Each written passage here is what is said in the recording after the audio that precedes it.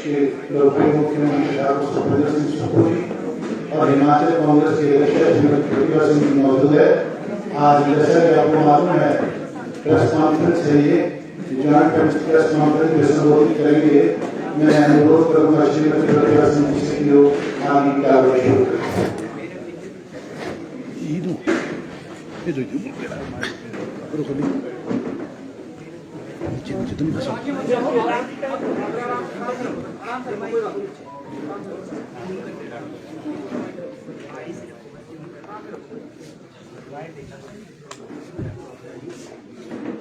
आज की press conference में आए हिमाचल प्रदेश के माननीय मुख्यमंत्री ठाकुर सुखविंदर सिंह सुक्खू जी, हमारे मेयर साहब, डिप्टी मेयर रजनीश शिमला जी, हमारे शासक साहब और सभी पार्टी वरिष्ठ नेतागण, सभी आदर के योग्य हमारे पत्रकार बंधु।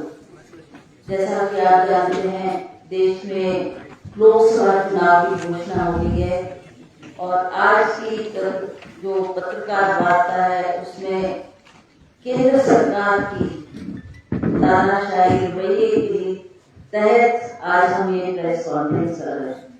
आप सब जानते हैं कि इस मई में इन्होंने जो निर्णय लिया और जो आयकर विभाग ने हमारे अखिल भारतीय कांग्रेस कमेटी के बैंक के खातों को सीज किया है, ये एक बहुत गंभीर विषय है और ये जानते हैं कि ऐसा करने से इनके पास पैसे का अभाव होगा और बहुत सी मुसीबतें कांग्रेस पार्टी के लीडरों ने खड़ी कर दी है। तो आज इस वार्ता पर हमारे मुख्यमंत्री जी इस पर प्रकाश डालेंगे। मैं इनको प्रेस वार्ता के लिए संबोधित करने के लिए आग्रह करूंगी।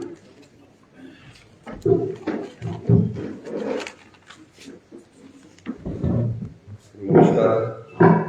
सम्मानित हमारी प्रदेश कांग्रेस कमेटी की अध्यक्षा माननीय श्री प्रतिभा सिंह जी, रजनीश जी, सभी मेयर शिमला के सुरेंद्र चौहान जी, सभी पत्रकार बंधु, आप जानते हैं कि जैसे जैसे लोकसभा के चुनाव आते हैं तो हर प्रकार के हथकंडे भारतीय जनता पार्टी की सरकार बनाती है।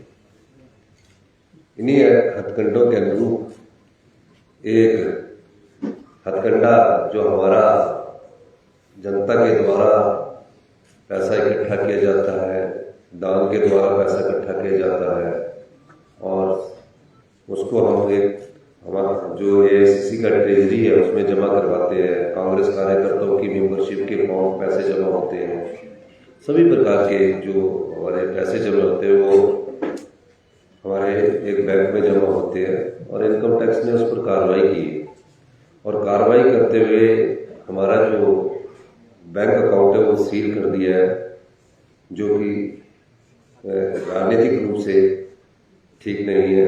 मेरा ये भी मानना है कि चुनावों के वक्त इस प्रकार के हथकंडे नहीं अपनाने चाहिए, ताकि जो खर्चा हमारा प्रत्याशियों के पर खर्च होना है या हमारे प्रचार प्रसार पर खर्च होना है, इस प्रकार का प्रतिबंध लगाकर भारतीय जनता पार्टी ये दर्शाने की कोशिश कर सकती है कि इन हथकंडों से वो सत्ता प्राप्त करना चाहती है। ये लोकतांत्रिक मूल्यों का हनन है और कांग्रेस पार्टी इसका पुरजोर विरोध करती है। हमारा ये भी मानना है कि इस प्रकार के राजनीतिक सोच से ना तो किसी पार्टी पर दबाव डाला जा सकता है और ना ही पार्टी इस प्रकार के हथकंडों से घबराने वाली है। इस प्रकार के हथकंडे कई बार अपनाए जाते हैं, लेकिन इसका ये मतलब नहीं है कि आप उसको दबाव डालें, उनके जो अकाउंट्स हैं उनको सीज कर दे, अकाउंट्स बंद कर दे। कांग्रेस पार्टी इसका पुरजोर विरोध करती है और इनकम टैक्स डिपार्टमेंट वालों को भी थोड़ा सा ध्यान रखना चाहिए कि जो भी अकाउंट में पैसा होता है उसका पाई का हिसाब इनकम टैक्स के पास पार्टी हमेशा जमा करवाती है। हर साल इनकम टैक्स की रिटर्न जाती है, कोई पहली बार नहीं है। तो ये चुनावों के वक्त इस प्रकार का कंडा बनाकर जो अपनी राजनीतिक रोटियां सेकना चाहते हैं वो लोकतंत्र के लिए सही नहीं है। विपक्षी दल है, सबसे बड़ा विपक्षी दल हिंदुस्तान का कांग्रेस पार्टी है। महज सीटों की संख्या कम हो सकती है, लेकिन पूरे हिंदुस्तान में अगर कोई प्रिंसिपल अपोजिशन पार्टी अगर एक है वो तो कांग्रेस पार्टी है। तो इस दृष्टि से हम पूरी कांग्रेस पार्टी इसका विरोध करती है।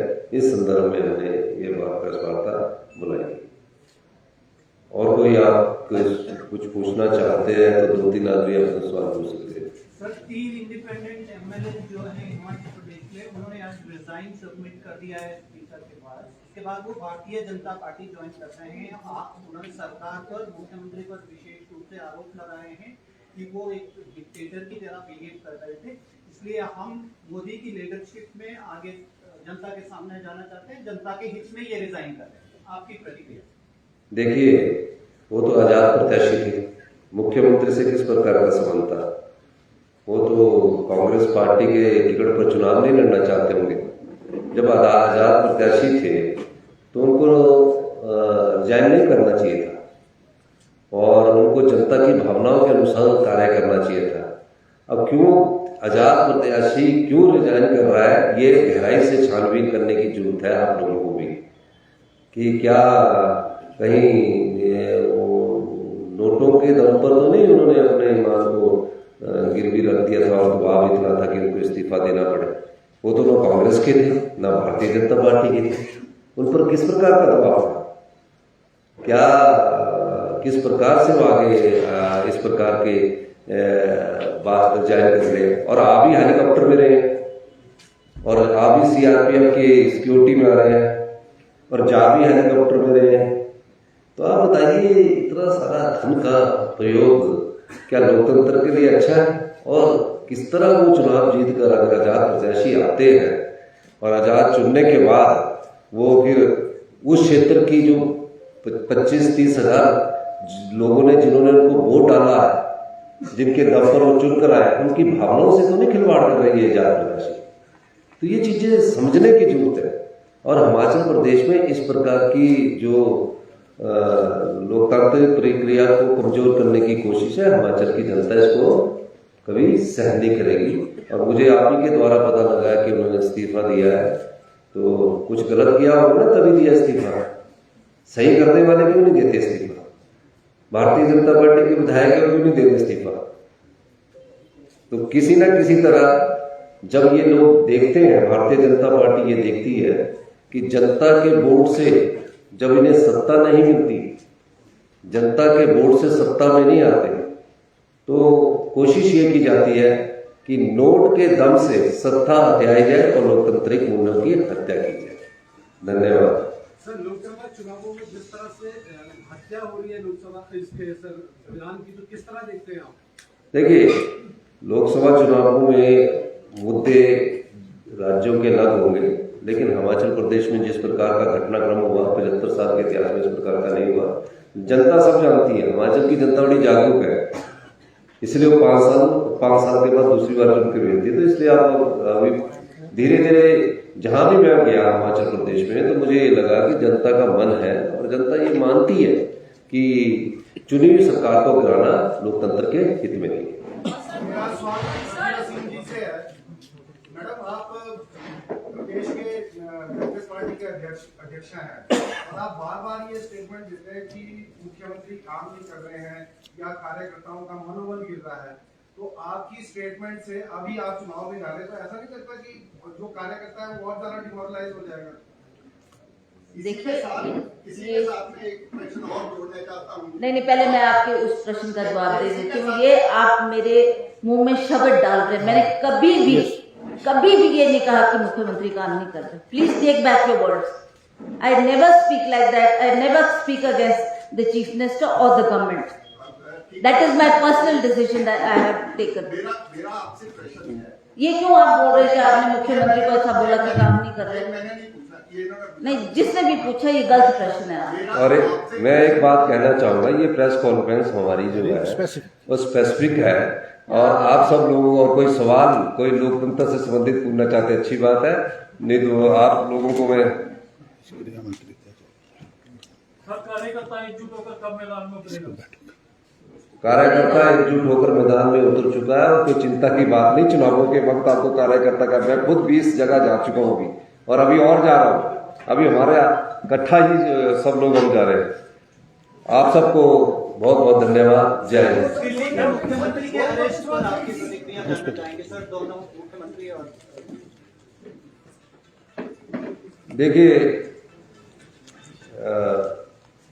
जो भी है वो गलत हुआ है, और जब इस प्रकार से चुने हुए मुख्यमंत्री को जेल में सलाखों के पीछे भेज दिया जाता है, तो उस प्रकार उस पद की गरिमा का भी अपमान है, और उसमें कोई डायरेक्ट हाथ तो मेरे ख्याल दिल्ली के मुख्यमंत्री जी का नहीं था, लेकिन राजनीतिक प्रतिशोध भी हो सकता है। धन्यवाद।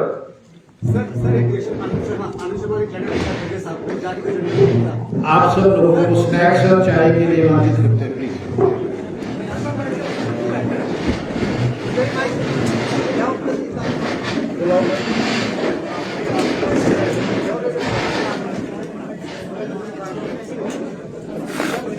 Thank you.